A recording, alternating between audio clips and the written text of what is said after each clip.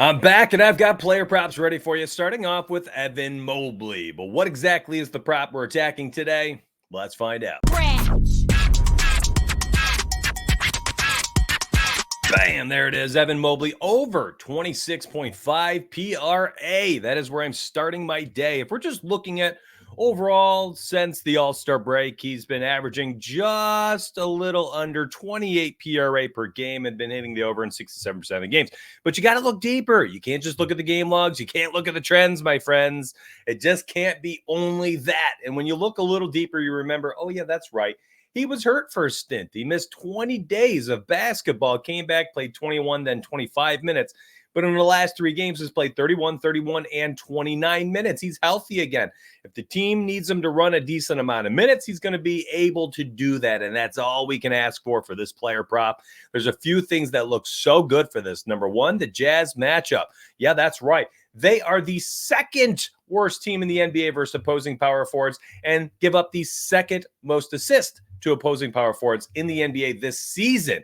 Crazy good matchup for Evan Mobley, who will also get minutes at the 5 with Jared Allen off the court in short stints. Now, there are so many different props for Mobley today. Look interesting. They look decent. I initially almost went with the points and assists last night at 16.5. Then I was thinking their points and rebounds. Then I was thinking maybe just the assists, then just the points. And I was like, you know what, Mitchell? Stop goofing off here. We're going over 26.5 PRA. And this is where I ended up. Now, I wanted to show you these because I think it matters. I think you need to be aware that there's some other options that are pretty decent today. So if the 26.5 disappears, I think the direct pivot would be down to the 16.5 points and assists. Now, Evan Mobley's been one of those guys this season who can really just pop off at any given category on any given night. Now, the reason why I went with the PRA, my friends, that's entirely because of how good he's been when he's played 25 plus minutes. Now, I already just said he's healthy again. He's played 28 plus in 3 straight since returning from his injury.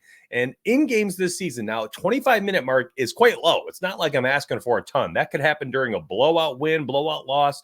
The man's going to get 25-ish minutes. In those games, 25 plus minutes this season, he's averaged 29.5 PRA and hit the over in 28 of 37 games. That's 76% of the games, and that's at just 25 minutes per game. Now, if this game ends up being competitive and we end up getting a 30-minute game out of Evan Mobley, guess what? My guy's averaging 30.4 PRA per game.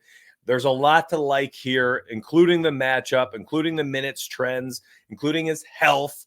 I think the line is a little bit too low. I'm taking the over 26.5 PRA. We grabbed it on Sportsbooks last night before I went to bed. It was like 11:30. I was like, y'all, we got to jump on this Evan Mobley line. I really like it. We got great odds. Hopefully you're getting it this morning at good odds. Hopefully you're using it right there on Prizepicks. Now, is that the last part of my video? No, absolutely not. I have more plays to discuss right now.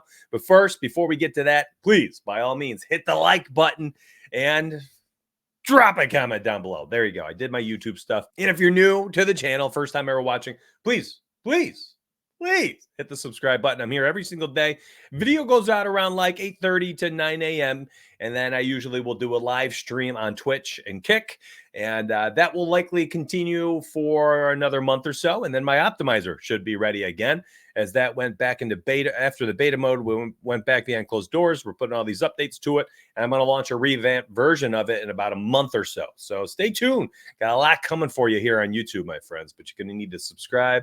Make sure you like the video to support free content. And then come back tomorrow morning for the next video. Let's move on to On the Bubble, baby. I got more plays to discuss.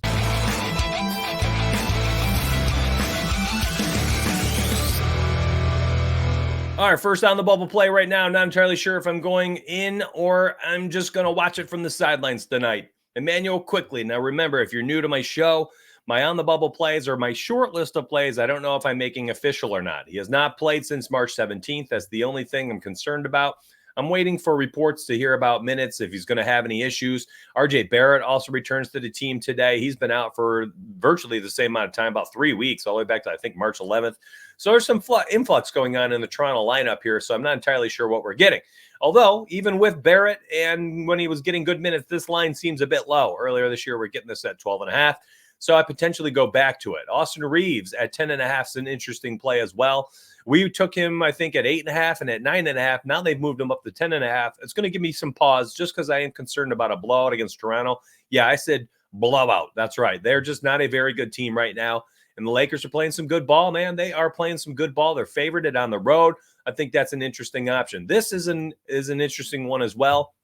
I'm not entirely sure what I want to do here. He's had 3+ turnovers in 9 straight games, and that coincides with all the extra minutes. However, again, the one thing that I'm concerned about, though, is the fact that we get RJ Barrett and Emmanuel Quickly back today. Does he get less usage? Does he get fewer minutes? In which case, I'm actually tempted at taking the under, okay? I know all you game log watchers like this 2.5, but I'm interested a little bit right now in the under 2.5 turnovers at plus odds on sportsbooks. So I know you love it. I know you love this. You're like green, green, green, green, green, green. But remember, context matters. RJ Barrett and Emmanuel Quickly are returning today. This team's going to change a bit.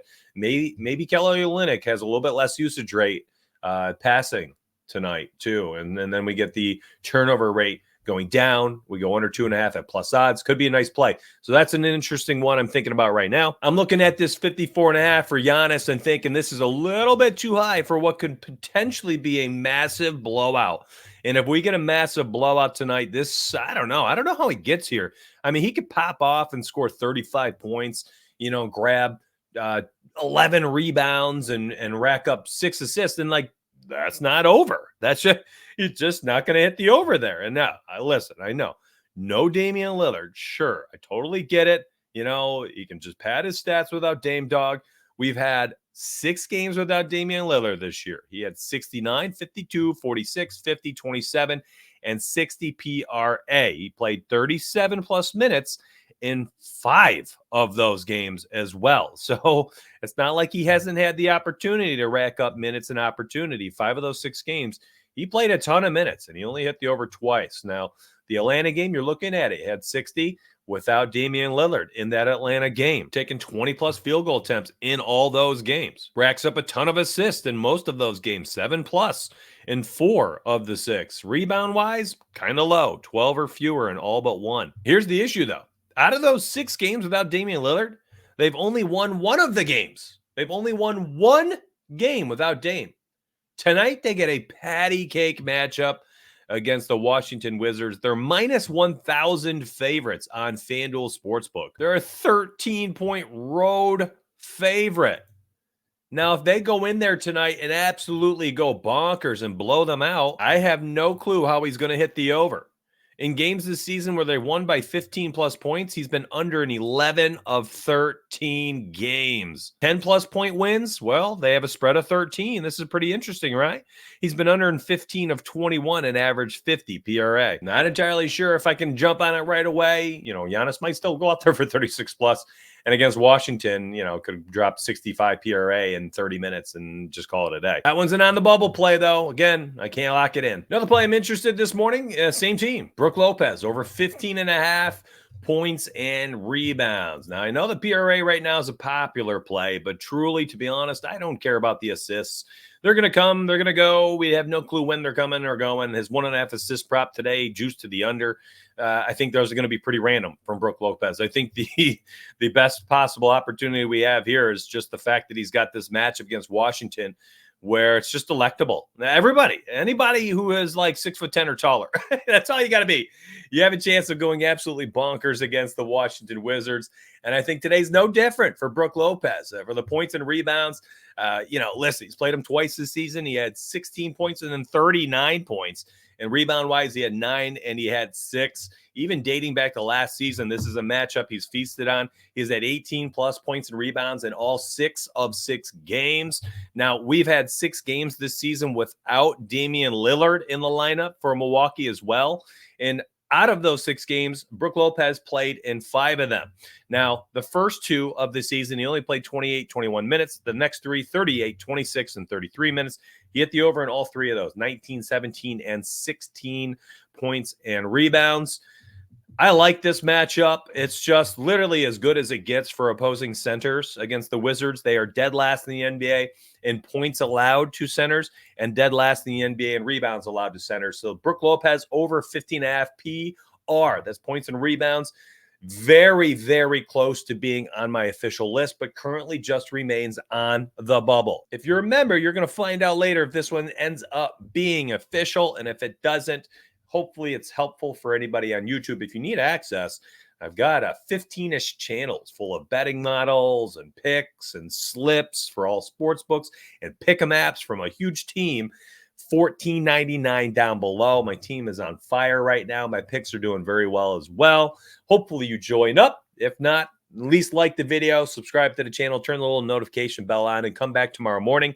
I'll see you next on Kick and Twitch for the next little gaming and betting stream. So hope you all have yourselves a wonderful day. Let's go ahead and get paid. I'll see you tomorrow morning for the next episode.